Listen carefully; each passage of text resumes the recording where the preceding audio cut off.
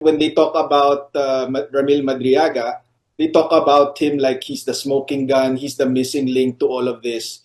When really, we think he's the weakest link. Attorney Pao, based on the evidence you have against Ramil Madriaga, ano po yung mensahe natin na nais iparating sa House Committee on Justice, especially ngayong na-invite na si Madriaga sa April 14 hearing? Sa inyong pananaw, sir, should they carefully consider before allowing Madriaga to speak and magpresenta ng mga umano'y evidence niya against the Vice President? Yeah, we're not concerned na magte-testify si Madriaga sa House Justice Committee. Of course, I just have to make it clear, diba, that the impeachment defense team is challenging the jurisdiction of the House Justice Committee.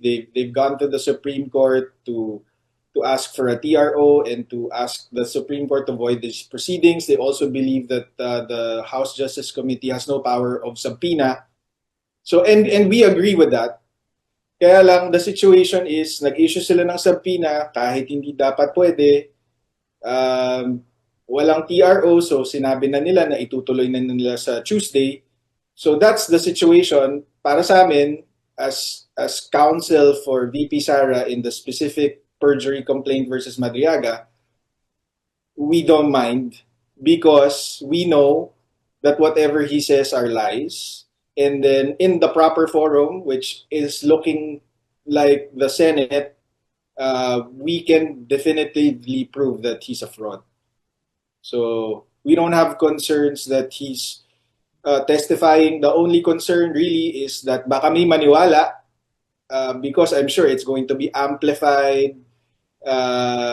Puro kalaban ni VP Sara yung nasa House Justice Committee. But kaya nga namin kayo inimbitahan ngayon para unahan na yung mangyayari sa Tuesday, which is to show you our side. Kasi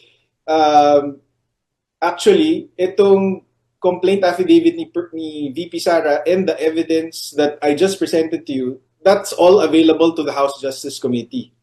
And yet, when they talk about Ramil Madriaga, they talk about him like he's the smoking gun, he's the missing link to all of this.